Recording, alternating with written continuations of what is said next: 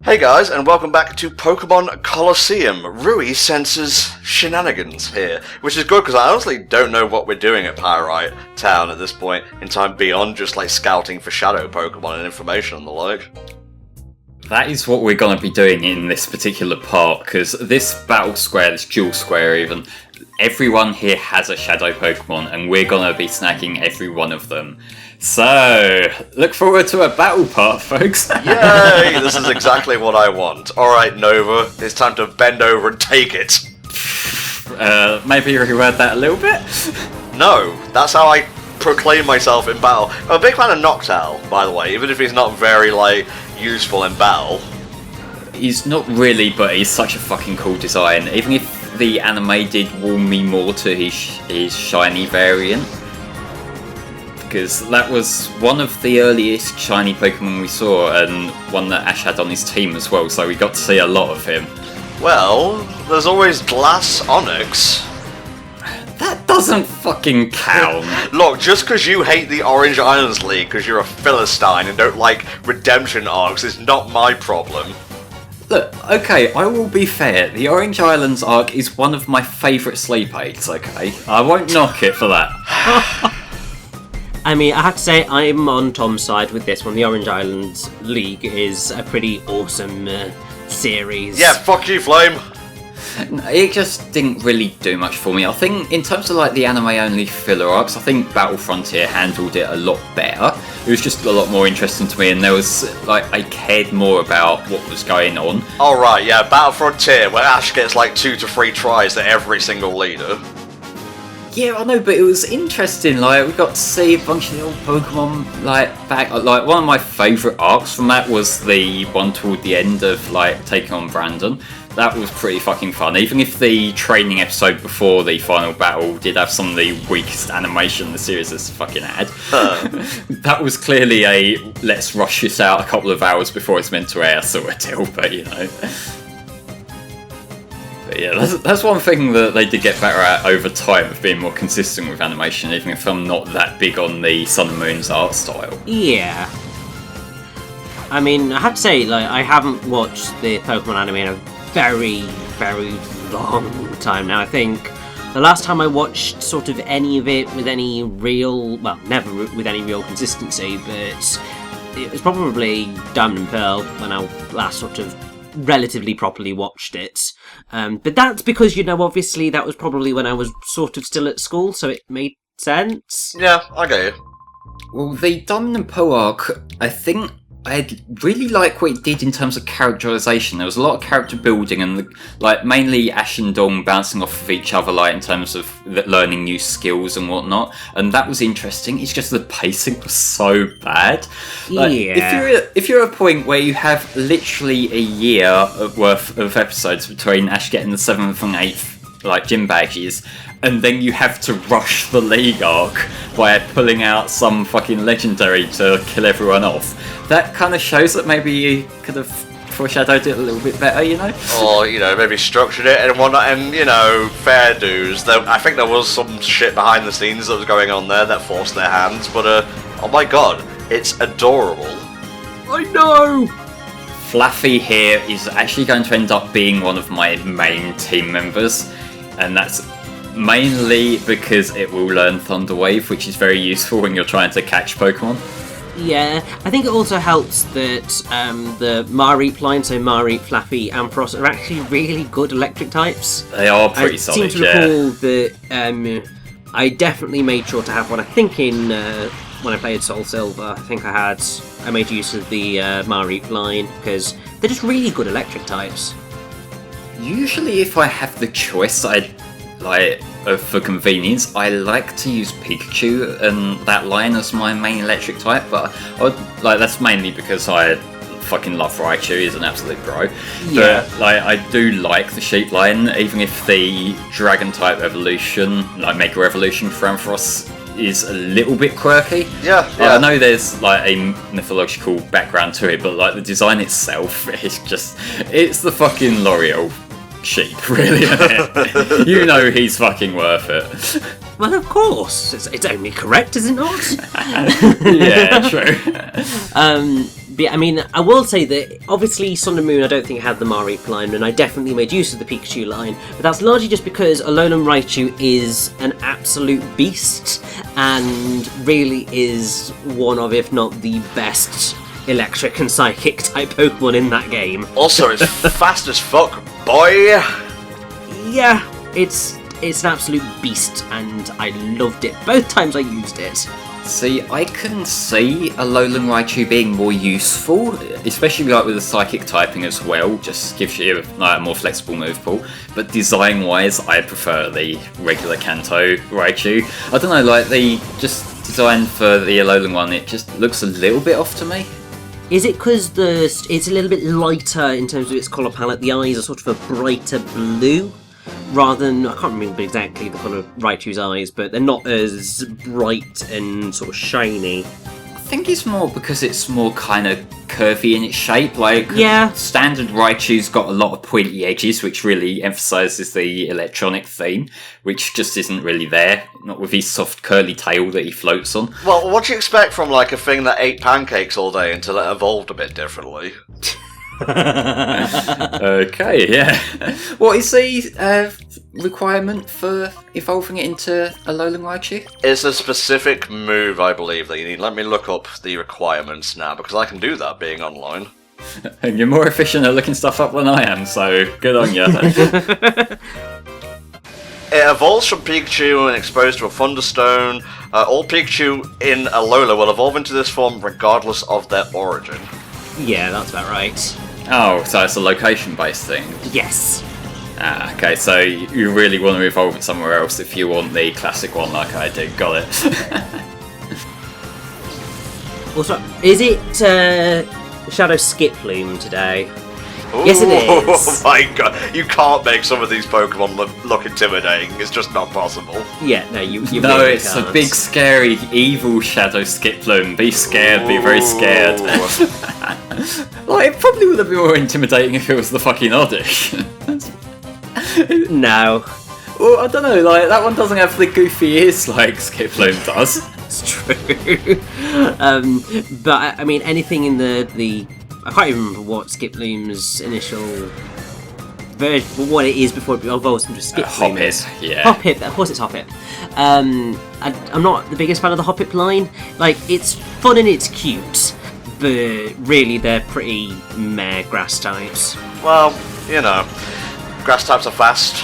If you want fast, get grass. I think that works in real life as well. Jesus. Yeah, but... Skiploom is grass and flying, which Yes. makes sense for Skiploom because you can see that he flies, whereas when he evolves into Jumpluff, that doesn't have any like wings or anything that could pass as wings, so it's kind of bizarre that design still equates to a flying type in my eyes. Do you not think know it's how because it's a dandelion fluff dandelion. works? Yeah, exactly. Yeah, but that gets blown around, that doesn't fly of its own, like, will. Yeah, how do you... Like, if you're off the ground and you stay off the ground, you're essentially flying flame. That's how physics work. Yes, but there's a difference between being pushed around by the wind and actually flapping something and controlling which way you're flying. Okay, explain Drifloon and Drifblim then. They're balloons and they also have the same kind of questions in my mind. Also, please can I just bring up the delight that is Doduo and Dodrio using Fly. Yeah, I think I might see one at some point in this run. In this game, like, their animation, if they just keep on walking, like, in midair. Oh my god, that's actually gonna happen. It's still not as amusing as when someone like that, like GIF going around of someone who's action replayed or Game Shark or whatever their Pokemon Stadium Diglett and having Diglett using Fly Diglett and the for dirt fly. comes up with it.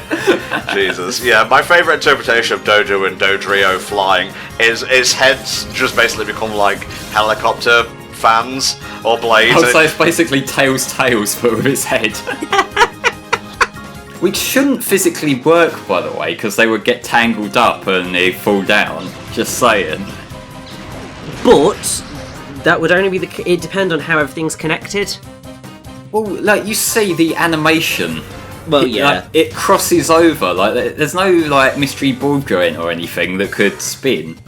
I mean, yeah, Tails is Tails. Totally agree. Couldn't physically work. But Dodo and Dodrio, we see where it goes into sort of their fluffy fur feathers stuff. It's always difficult to tell exactly what it is.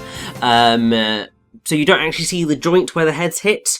So arguably, you could have a sort of fancy ball joint that allows them to rotate. This conversation has gone on entirely far too fucking long. Talk about something else. Well, you can sum that up by pointing out the fact that it doesn't actually matter because they're based on ostriches which don't fly anyway. So fuck it. They're just using the flying type as a replacement for bird at this point, which is interesting given that originally that was just missing numbers type, but hey. You actually call it missing number and not missing no? Well, that's what it fucking stands for. If it's NO with a dot, that is short for number. Wow. That's what it fucking is! Yeah, no, I agree with Tom, it's missing no. Okay, you enjoy being fucking wrong, like hydrosity bitches. I mean, you're right on a technicality in that it is missing number because that is what it is. But its name, as pretty much everyone else calls it, is missing no because that's how it appears. Oh, Quagsire! This was one of my mains back in Gold and Silver. You have no idea how useful a water type also being part ground is. Oh yeah. Yes, because he is completely immune to what would be electricity's biggest weakness, in that he is completely resistant to electricity. He's 4 times weak to grass to balance it out, but, you know, you kind of take your wins with your losses in that respect, really. Like, just fucking change him out, bro. Like, walk away from the screen. What are you doing? Yeah, just shut the window. It's fine, no problem. Yeah, it's like, I think he'll be staying on my team for a little while, at least until I get a more powerful water type. Mm-hmm. So, yeah, Psyduck looks fucking goofy in 3D. I can't get over that. Psyduck looks goofy no matter what he's doing, because it's Psyduck. I mean, Quagsire looks bloody goofy. It's those dot eyes. Like, you look at that and you just go, okay, this shouldn't be a terrifying fighter, but it can actually be a terrifying fighter if you're not prepared for it, because it is just that whole water ground thing. And apart from Skiploom that you would have gotten at this point, you've actually got, and also you haven't been able to unshadowify Shadow Skiploom, so you don't have any kind of type advantages against this thing, so it's just a bit of a wall. Well, that's the thing. Over time with battling with the Shadow Pokemon, or just like having them in your party and walking around and upping your step count and that, the Shadow Pokemon you snag do eventually relearn some of their regular attacks as well as yes. like Shadow Rush. So you can get a little bit of a bonus from like type effectiveness, but like ultimately if you have like a Shadow Rush, that's usually your best bet to use, especially if you're in like hyper mode, because then you get the buff on it. Yeah, it's very true. You know, that is just the main advantage. Although saying that, the Shadow Rush attack does have recoil damage, which is one of the most fucking annoying decisions they could have made when you're trying to actively capture them. Yes. So you weaken them down to a reasonable point, maybe you have a couple of capture attempts that fail, and then it uses Shadow Rush and finishes itself off. That's always really fucking useful. Oh, I aspire to be that petty. You're not capturing me, you didn't win. Yeah, it's like, I would rather sacrifice myself than let someone else win. It's basically like what happens when you end up having a legendary struggle against itself because the fight's gone on so long, except in this instance it's because that's the only recourse the Pokemon has in terms of moves that it can use. Whereas obviously when a legendary does that, it's because you've worn them down and the fight's taken so bloody long, and then you're just like, no. At that point though, with legendaries, you either just spam timables or you reload your save. This is to true. be honest there. I didn't actually have too much grief with Snagging in the recording process. Like, there will be a few battles later on that I trim down just for time, because otherwise it would get really monotonous. Thank you, God. Like, I think there were only actually a couple that I missed and had to reload the save for, which was, again, like I say, you don't have to reload the save, you can just get them later, but I wanted to streamline everything for the sake of the playthrough. But that did mean sometimes I did have to refight like 3 or 4 battles to get to the one, so you can thank me. Just saying. Are we done with the string of encounters now, Flame? Well, we have 11 minutes left in the video. Take your guess. But that could be story. The story of snagging more Pokemon. Jesus, Teddy fucking Christ! Look, I am capturing every Shadow Pokemon in this game, at least the ones that you don't need events for, so we're gonna be doing this. Oh, okay. Ooh, a Misdreavus. Hey, Misdreavus. Yes, that is what we're gonna capture here.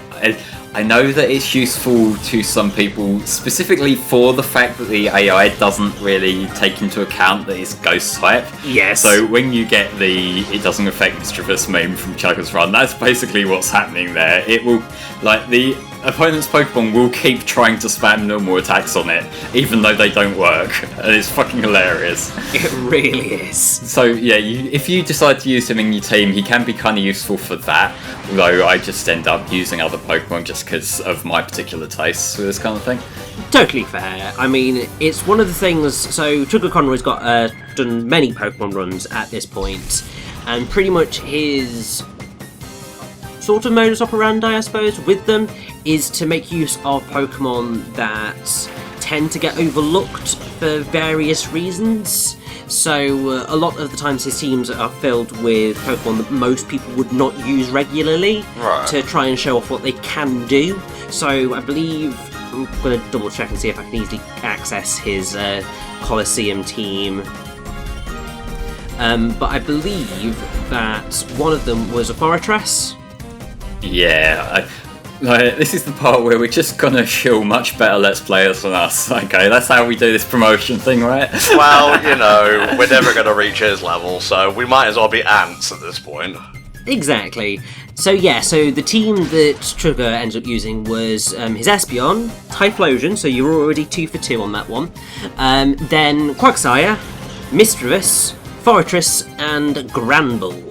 Oh. Yeah, so you can see that you get some particularly useful Pokemon just from this early dual square section of the game. So like, if you hang on to these, they can be really useful for you going forward. Oh, definitely. I will say though that talking about using Pokemon you're less likely to use, that is honestly a strength of the more limited cast here. I know that like a lot of people are disappointed that you only have so many different Pokemon you can use, but it does make you sort of go out of your comfort zone a little bit with the picks that you go with. And I do kind of appreciate that. I know that's more a silver lining thing than an actual praise for the game. No, I agree with you, actually. But it's just, it makes you act a little bit more creatively than you usually would. And that tying in again with the double battle mechanic, you end up in a completely different mindset playing this game to how you do with most standard Pokemon RPGs. Yeah, definitely agreed. But yeah, during this particular point, you're mainly doing the busy work of whittling down your shadow Pokemon, so it becomes more effective in that respect later on in the game, when you've got a bigger pool to rotate. I mean, because yeah, that is sort of the one thing that you will do a lot of throughout Colosseum is you end up rotating your shadow Pokemon because you're wanting to obviously unshadowify them. Can we just call it what it is at this point rather than unshadowify? Purification. Yeah, exactly. Because like seriously, it makes sense. So yeah, you're going to spend a lot of time rotating around your Pokemon in order to purify them because, as you can already see, you've got little gauges beneath all the shadow Pokemon, and as you fight and walk around and stuff, that will gradually go down. And so you want to be making use of your Pokemon as you go. Largely because if you're going to want to purify every shadow Pokemon in the game, then you want to be doing it as you go along, arguably, rather than trying to do it all at the end, because then you're much more limited in what you can actually do. Yeah. And so you will end up effectively grinding in terms of trying to purify your Pokemon, and that's going to be a lot less fun than just doing it as you go. Yeah, I will say, like, up front though, I'm not going to be purifying every shadow Pokemon in this run, if only because Totally it takes fair. ages and I'm not going to be using a lot of them, so like, we wouldn't really get any benefit from showing that off. Okay. But there will be a few that end up being my team that you will see purify, like, in both their shadow and purified forms. So, you get to see a bit of variety in the move pools as well as they transition from dark to pure. Yes, the purest of boys and purest of girls. I gotta say, you actually are like kind of on the money about the smaller Pokemon pool making you think outside the box. So you've got a very diverse team right now. You've got a dark, a psychic, electric. You've got like normal and flying. There's a fighting type in there. So you pretty much covered on a lot of bases right now. Pretty much, yeah. Like, this early Duel Square section is pretty much set up so you can get a bit of type coverage, which I can appreciate that. Like, we're getting another fight here, but that's just balancing out the people who didn't pick Quilava in Fennec. So yeah, there's a bit of everything. Like, we've got the Skiploom and the Quagsire to balance out not getting Croconaw and Bayleaf. But yeah, you got a little bit of everything off the bat, but over time you will get more interesting picks as well than just these little obvious ones as well. So you get a little bit of creativity, it just doesn't really let you off the lead too much. This kind of stands out a lot with Slugma's model here being a little bit blocky, but the Gen 1 and Gen 2 Pokemon, they are reusing their models from Stadium 2, whereas the Gen 3 ones got new models, and that's why Azurill here looks more high quality than the other Pokemon on the field. I thought something looked a bit odd. Yeah, like, because he's a Ruby and Sapphire Pokemon, they had to actually make new ones for him, so fuck it, they got their new setup in for that. I mean, whatever, it doesn't really matter. Like, I'm pretty sure a lot of GameCube things use N64 assets. Basically, yeah. But, like, most of the game's art direction still looks really good for the kind of world they're trying to create, so it's not really a problem, I'm surprised they didn't chuck this on 3DS, given how they've ported every other fucking game to it by this point. No, it's fine. They'll probably port it to 3DS in, like, 2 years or so.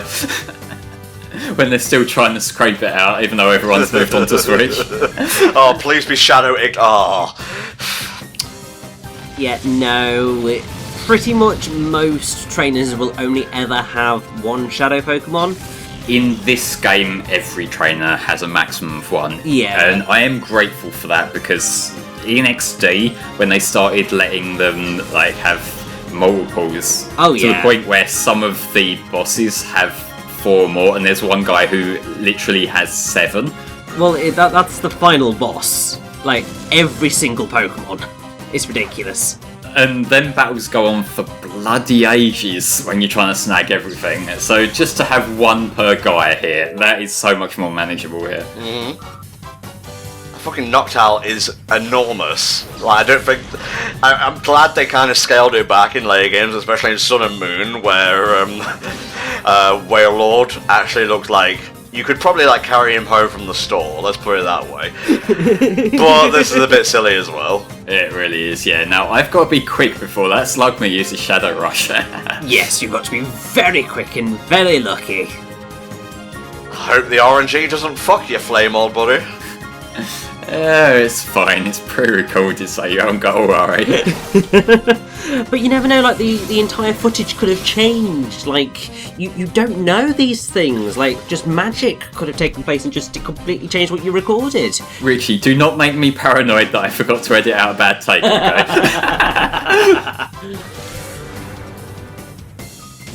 Yeah, from that perspective, he was nearly as big as a trainer, wasn't he? That's fucking hell.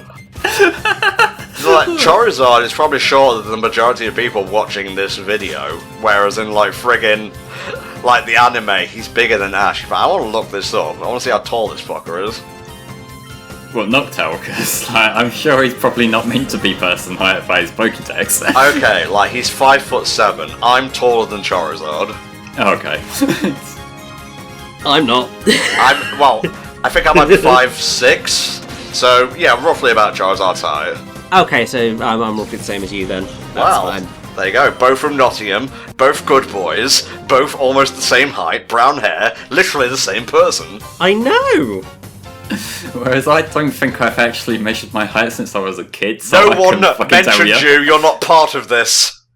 Oh. I mean, it's not like I played the fucking game for you or anything. Ah, well. So yeah, Noctowl, 5'3" tall. Oh, he is a tall owl. So yeah, that is actually taller than a lot of people who Because there are a lot of people who are about kind of 5 foot, and like, my god, can you imagine a 5 foot bird? Oh my god, I don't want to. I don't want to. Like, I've seen that thing coming down for some breadcrumbs. Fuck that noise. No, just the one big one on the bird feeder and all the other like regular like pigeons and sparrows and shit. Jesus. Yeah, you just get out of there immediately. And okay, so Mirror B's taking over everything. Duking's being a pussy, and who is that on the wall?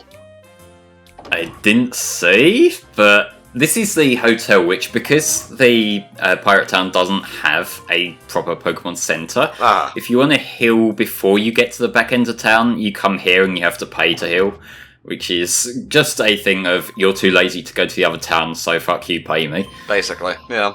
Ultra gorgeous suites that anyone can walk into. Well, he said they were gorgeous, he didn't mention privacy. Very true, very true. Actually, that kind of makes thematic sense given it's Pyrite Town and whatnot. Home of the bombs, keeper of the ne'er-do-wells. I'm out of commentary. See you guys next time for more of this. Bye.